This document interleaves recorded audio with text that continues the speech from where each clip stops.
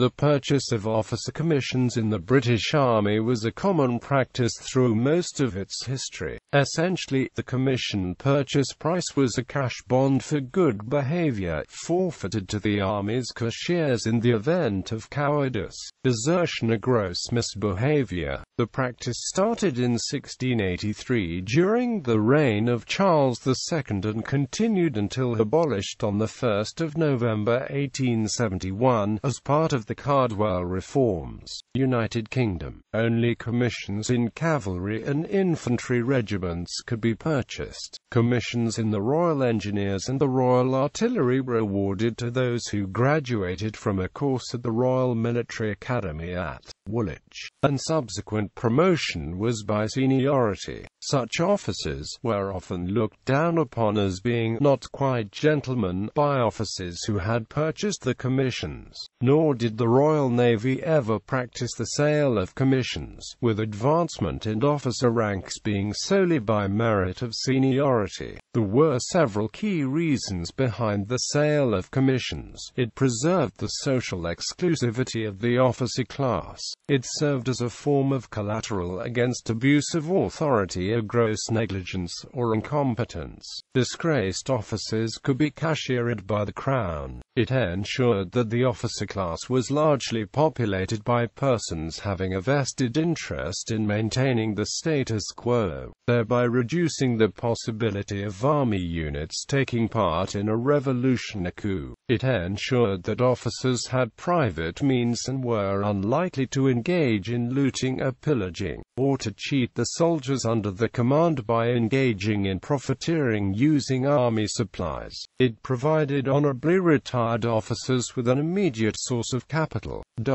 The official values of commissions varied by regiment, usually in line with the differing levels of social prestige of different regiments. In 1837, for example, the cost of commissions were, these prices were not incremental. To purchase a promotion, an officer only had to pay the difference in price between his existing rank and the desired rank. In theory, a commission could be sold only for its official value, and was to be offered first to the next most senior officer in the same regiment. In practice, there was also an unofficial over-regulation price, or regimental value, which might double the official cost. Desirable commissions in fashionable regiments were often sold to the highest bidder after an unseemly auction. A self-interested senior officer might well regard his commission as his pension fund, and would encourage the inflation of its value.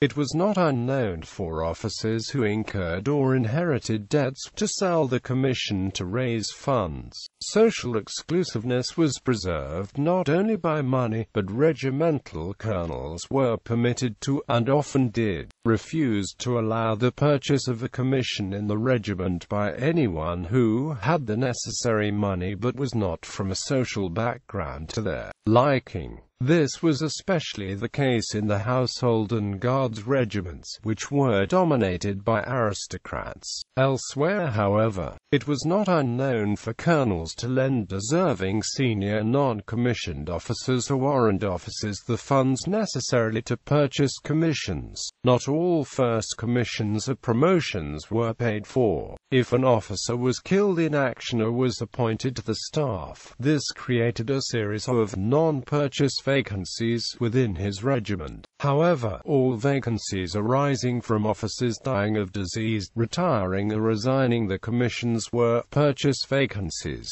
A period, usually of several years, had to elapse before an officer who succeeded to a non-purchase vacancy could sell his commission, e.g., if a captain were promoted to major to fill a non-purchase vacancy but decided to leave the army immediately afterwards, he would receive only the value of his captain's commission. There were various regulations which required minimum lengths of service in a given rank, and restricted officers from selling or exchanging the commissions to avoid active service. Exceptions and exemptions from these were at the discretion of the Commander-in-Chief. In 1806 there was a major scandal when it was discovered that Mary Ann Clark, the mistress of then Commander-in-Chief Duke of York, was engaged in selling commissions for her personal profit. The worst potential effects of the system were mitigated during intensive conflicts such as the Napoleonic Wars by heavy casualties among senior ranks,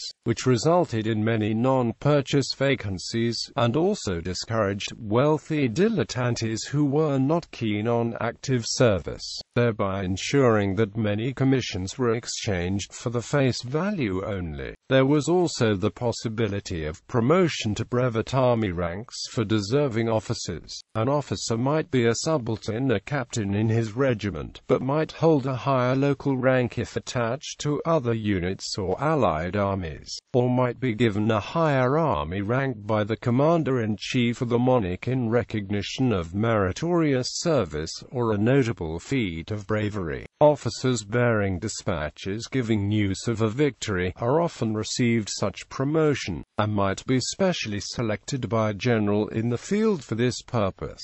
The malpractices associated with the purchase of commissions reached the height in the long peace between the Napoleonic Wars and the Crimean War, when Lord Cardigan paid £40,000 for the colonelcy of the stylish 11th Hussars. It became obvious in the Crimea that the system of purchase often led to incompetent leadership, such as that which resulted in the charge of the Light Brigade.